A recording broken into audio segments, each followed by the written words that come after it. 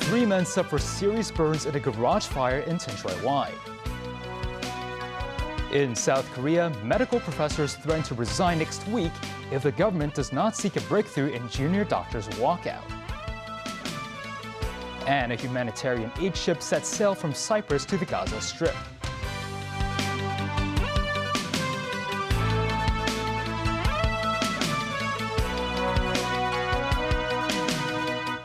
Good evening and welcome to TVB News. At least 3 men suffered serious burns after a fire broke out at a garage in Tinsuiwai this morning.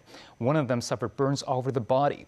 Sources said the garage was also used as an automotive paint booth. Authorities are still investigating the cause of the blaze. White smoke coming out of the garage at Sansangchun in Tinsuiwai. Firefighters arrived at the scene to put out the blaze. Some local residents said the smoke smelled awful. They said they heard a crackling sound at the time of the fire, thinking that there were people playing with firecrackers. At around 8 this morning, authorities received reports about a fire in a metal shack at a garage in Sansangchun.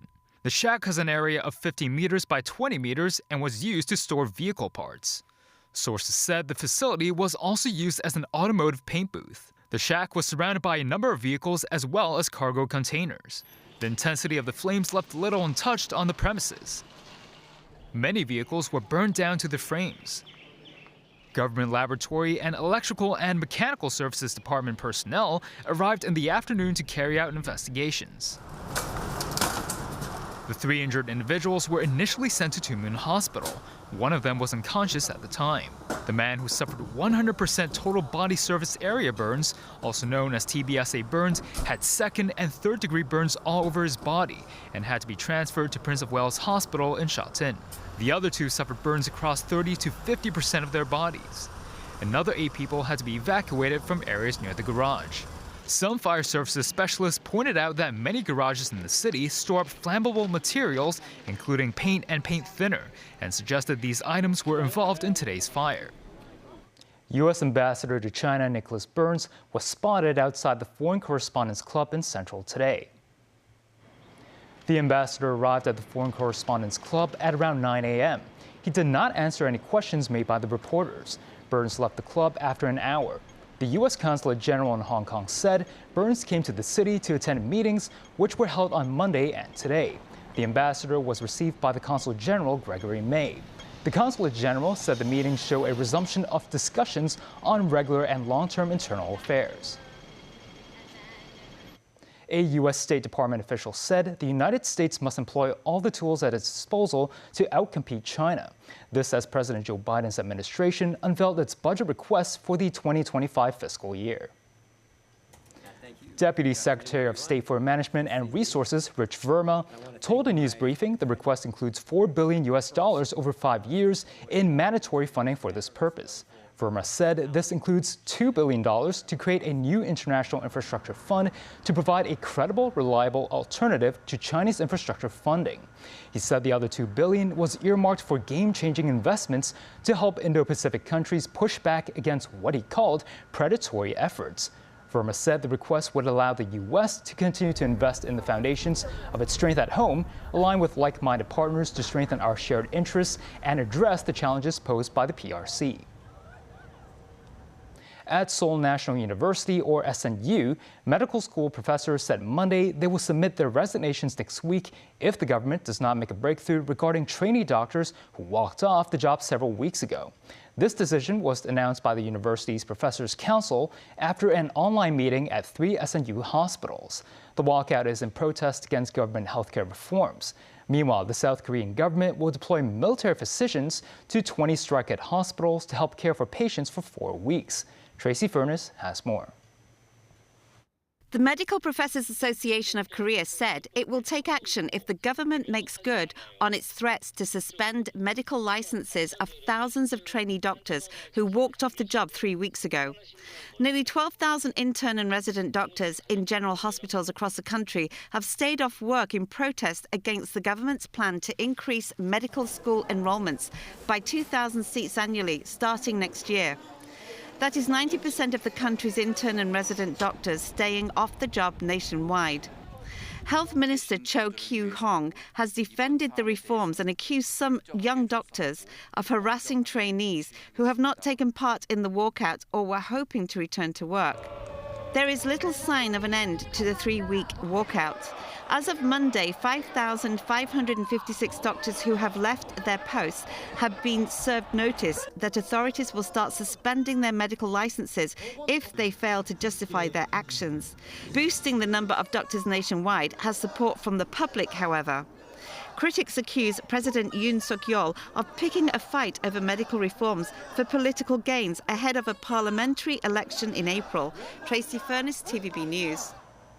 A humanitarian aid ship has set sail from Cyprus bound for the Gaza Strip in a pilot program that will open a sea corridor to the territory. As Ramadan began, Israel say they will have killed Hamas's deputy military leader, Marwan Issa, as extensive fighting continued in Gaza with little political consensus on how to stop it. David Garrett reports. Prayers on the first full day of Ramadan. These Palestinians praying for peace and praying for survival. Muslims gathered together to break their fast as night fell. It all comes against a backdrop of failed truce negotiations and a lack of food and supplies getting into the Gaza Strip. Maha Salut organised the iftar dinner. He says people cannot work, and if you can't work, you can't get money to eat. So Maher says he decided to take the initiative this Ramadan. He hopes to put food on these tables every day of the next month. That won't be easy with Gaza under constant attack. Massive explosions as the Israeli military released footage of missile blasts at a residential building where they say Hamas fighters were hiding. The Israel Defense Forces send in a drone to film the aftermath. Their soldiers appear to enter the building, and as they climb the stairs are shot at, they say, by Hamas. They fire back as fighting continues. The Secretary-General of the UN called it his strongest appeal, pleading with both sides to honour the spirit of Ramadan by silencing the guns. But at the Security Council, there is little goodwill or agreement. The fighting could and should stop today if Hamas would just release the first hostage and stop using people as pawns. If Hamas actually cared about the Palestinian people, it would agree to this deal. Demanding from the Security Council of the United Nations to put as much pressure as possible on the Hamas organization to release immediately and unconditionally all kidnapped hostages. Muslims around the world are celebrating the holy month of Ramadan. In Gaza, death and suffering can be found everywhere. Food and hope can be found nowhere. 200 tons of food on this Spanish ship is finally on its way to Gaza. The Open Arms left Larnaca, Cyprus, ahead of an expected 2-day voyage. The Israeli naval blockade will be lifted to allow aid in under a pilot scheme organised by the EU. David Garrett, TVB News.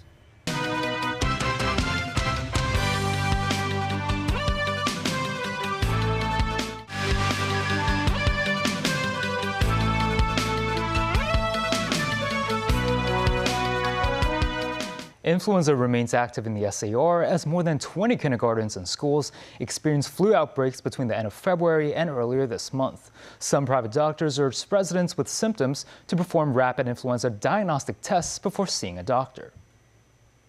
Among those infected in the recent flu outbreaks in the city schools, 2 boys are now in critical condition. People who want to know if they're infected can purchase rapid influenza diagnostic test kits. Some companies selling such kits noted that some of these test kits can now test for both flu and COVID. Lawmakers today continued with their scrutiny of the Safeguarding National Security bill. Secretary for Security Chris Tang said authorities will actively consider making amendments to the bill, which would only allow the government to cancel a fugitive's SAR passport and professional qualifications 6 months after they fled the territory. Under the Safeguarding National Security bill, measures targeting fugitives who have committed national security offenses include the revocation of the individual's SAR passport, board member status, as well as practicing qualifications. But these measures only apply to those who have fled the SAR for at least 6 months. Secretary for Security Chris Tang stressed the government will consider making amendments to these measures at today's Legislative Bills Committee meeting. Many members expressed concern about this subclause, and yesterday we said we would actively consider deleting subclause 2C under clause 86. Some lawmakers raised concerns about how the authorities can enforce such revocations. For example, for the Hong Kong Institute of Engineers, they would give out professional qualifications. Essentially, it would also be a qualification to practice. The government, we can deal with that by this provision, but for memberships or any cancellations of such, it would rely on the rules of the relevant institute.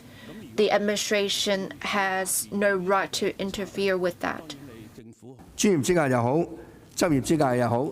For professional qualifications or qualifications to practice, as long as it is empowered by the law, such qualifications can be suspended.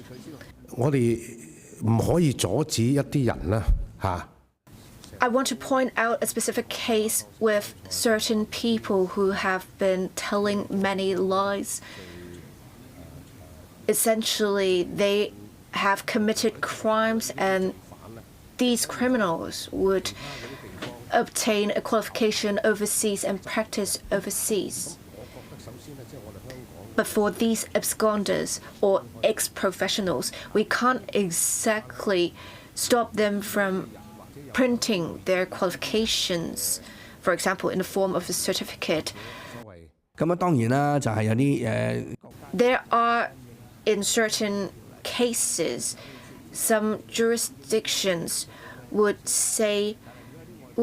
have their qualifications rely on the qualification in Hong Kong, allowing the individual to practice. Then we would cover the basis on this, but otherwise, if they are bold enough to tell lies, we wouldn't cover that. This, as Secretary for Justice Paul Lam addressed some lawmakers' criticisms about the government only temporarily suspending the professional qualifications of fugitives. We're talking about suspect absconders. We want the absconders to come back to face a fair trial. We cannot assume the absconders are convicted criminals. This is a key point. The Legislative Council will continue scrutinizing the security bill tomorrow. Timothy Lee, TVB News. The Tobacco and Alcohol Office says authorities have received a nearly fourfold increase in the number of phone calls regarding smoke cessation. Mosinai reports. Many focused on the price and trading of cigarettes after the Financial Secretary announced another tobacco duty hike in his budget address last month. Some questioned the effectiveness of the measure. The Tobacco and Alcohol Office says taxation is effective in encouraging smokers to quit the habit. The smoking cessation hotline of the Department of Health received 542 calls in the first week after the latest tobacco duty increase. That's 3.8 times the average weekly number of calls recorded during the 3-month period before the budget address. In 2023, more than 6,000 people used smoking cessation services, a 17% rise compared to 2022. While the smoking rate among females in the city is just above 3%, the office aims to lower it further. The smoking preference for female is actually much lower than for male. However, we have observed that the female smoking preference has not dropped in the recent 5 years or 10 years. Therefore, we would like to step up our smoking cessation promotion target to female smokers. Tough measures have also been put in place to combat smoking. We actually set up the cooperation mechanism with the Hong Kong Police and the Housing Authority. The purpose of that is to, have a quickest response to any cases if a resident in a public housing estate discover a person or offender trying to distribute any tobacco products, advertising leaflets. We have, 12 offenders being prosecuted in the past 3 years. Chen added the office had received almost 1,100 complaints related to such tobacco products advertisements. The Tobacco and Alcohol Office said authorities have also been doing education work at schools, for instance, explaining the harmful impacts of tobacco and related products to students to raise their awareness. Minus 9, TVB News. Ocean Park said the public will be able to catch a glimpse of a crocodile at the theme park from Saturday. This is Passion, a female crocodile and the latest member of Ocean Park. Passion, aged between 4 and 5, was found in Patheung last year. The reptile now lives in her new home, the Crocoland, a new section of the theme park. It is hoped Passion's story can raise public awareness about issues such as illegal animal trading. And that's the news. Thanks for watching.